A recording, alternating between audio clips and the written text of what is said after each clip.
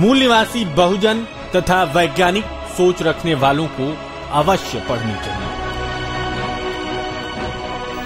मैं अपने मूल निवासी बहुजन को ये बताना चाहता हूँ कि आगे आने वाली चीजों में, आगे आने वाली पुस्तकों में हम अम्बेडकरिज्म को पेश करेंगे। अम्बेडकरवाद क्या है, ब्राह्मणवाद क्या है। इस समय आगे आने वाले समयों में ये एक संघर्ष होगा। अम्बेडकरवाद और ब्राह्मणवाद का संघर्ष है।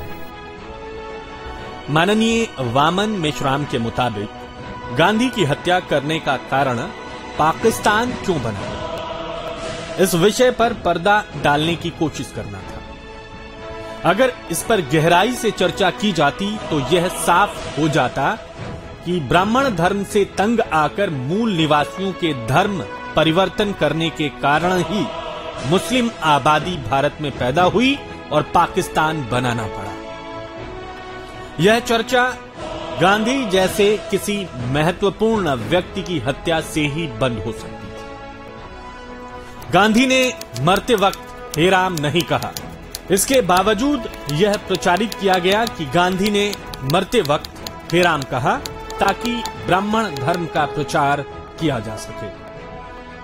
लेकिन आरएसएस ने बाबरी मस्जिद मामले का कांग्रेस से न सिर्फ अपहरण किया बल्कि कांग्रेस के राम का भी अपहरण कर लिया।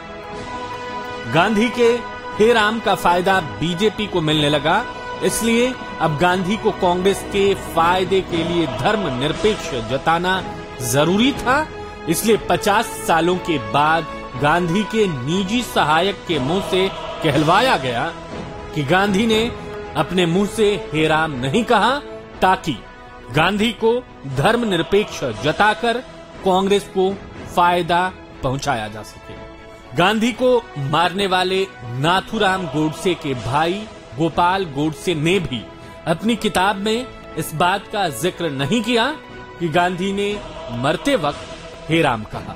गांधी हत्या के शोर में लोग यह नहीं समझ सके कि शोषण को बरकरार रखने तथा मूल निवासी, ओबीसी, दलित, मुस्लिम, आदिवासी बहुजनों को लाचार और गुलाम बनाने के लिए ही धर्मांतरित, गैर धर्मांतरित और विदेशी शोषकों ने मिलकर और जानबूझकर जनता का खून बहाकर पाकिस्तान बनाया है।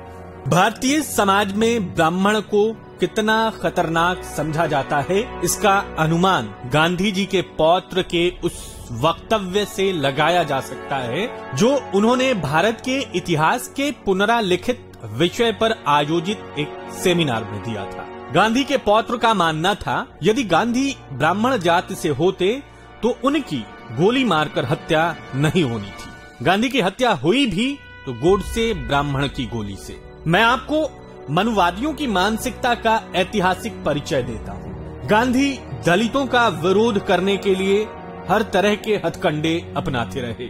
गांधी के आमरण अनशन अनैतिक गंदी हरकत थी। उनका अनशन अछूतों की बेहतरी के लिए नहीं बल्कि उनके हितों के खिलाफ था। 24 सितंबर 1932 को पूना पैक्ट पर हस्ताक्षर होने के पश्चात डॉक्टर अंबेडकर जैसे अछूत के संसर्ग में आने के कारण हुई अपवित्रता को हटाने के लिए ब्राह्मण मदन मोहन मालवीय के नेतृत्व में वर्णवादी ब्राह्मणों ने सामूहिक रात्रि भोज में गंगा जल का उपयोग किया। गंगा जल पीने वाले लोगों में कई मार्क्सवादी कम्युनिस्ट भी थे। अब आप गांधी जी के अहिंसा के सिद्धांत की सच्चाई भी जानिए। गांधी के लिए अहिंसा अपनी महात्मागिरी चलाने के लिए बदन को लगाई हुई राख की तरह है। अहिंसा गांधी का एक बड़ा ढोंग है। इसे अहमदाबाद की घटना ने साबित कर दिया है। गांधी ने जो पर्चा निकाला उस पर्चे में गुंडा शरीर पर आए तो भागे नहीं। इतना भले ही गांधी ने कहा हो लेकिन मतलब भागे नहीं, उन्हें मारे ऐसा खुलेआम लिया गया है। हिंदुओं को मुसलमान गुंडों के खिलाफ हिंसा करो और अपना बचाव करो, इस तरह से प्रोत्साहित करने से ज्यादा कुछ नहीं था। गांधी के बयान के बाद बंद हुआ दंगा दोबारा शुरू हुआ। यह इसका सबूत है। गांधी के लिए अहमदाबाद के हिंदू उनके अपने थे। अहिंसा से उनका घात हुआ, यह देखकर गांधी ने अपने अहिंसा के उसूल को त्याग दिया। इसके लिए अहमदाबाद के हिंदू मुस्लिम बधाई के हकदार हैं। हमें भरोसा है कि अहमदाबाद का जातीय दंगा नहीं हुआ होता तो गांधी ने अहिंसा की घोषणा मरते दम तक नहीं छोड़ी होती। खुद को महात्मा जताने के लिए अहिंसा की चिता जलाई और अहमदाबाद में स्वजातियों का बचाव करने के लिए उसे बुझा दी। भारतीय समाज एक ऐसा समाज है जिसमें श्रद्धा ज्यादा और समझ कम है। कोई भी इंसान आम लोगों से हटकर विचित्र बर्ताव करता है। दूसरे समाज जिसे पागलपन कहे इस तरह का बर्ताव करता है तो फौरन उसे महात्मा या योगी का ओहदा दिया जाता है। भारत में कोई आम इंसान चाहे जितना अच्छा काम करे, समाज की उसे कोई कदर नहीं होती। लेकिन वही इंसान अगर वेश बदलकर असामान्य यानी विचित्र तरीके से बर्ताव करने लगे तो वह संत महात्मा कहलाया जाता है। आप बेहतर कपड़े पहने, आपकी ओर कोई देखेगा तक, लेकिन बाल बढ़ा ले, नंगे घूमे, गंदे नाले का पानी पिए, लोग आपके कदमों पर महात्मा समझकर लौटने लगते। लोग उसके पीछे इस तरह से चलने लगते हैं जैसे भेड़ें भेड़ पाल के पीछे चलती हैं। भारत में वेश बदलकर महात्मा बनना बेहद आसान है। इसलिए गांधी अगर महात्मा बन गए तो हैरत कैसी। मुंह में राम बगल में छुरी जैसे इंसान को महात्मा कहा जा सकता है तो गांधी महात्मा है। मैं तमाम महात्माओं से नफरत करता हूं और मेरा दृढ़ विश्वास है कि उन्हें पूरी तरह से नकार दिया जाए।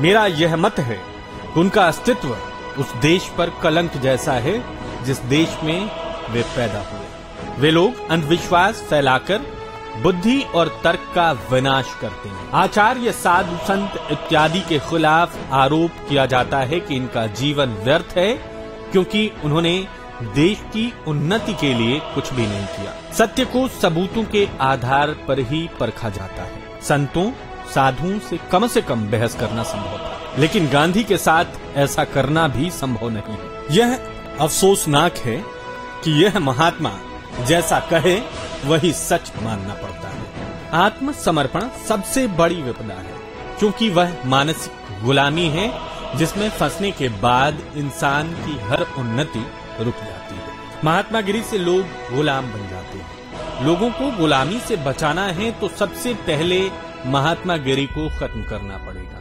लोग बेवकूफ हो तभी तक महात्मागिरी चल सकती है।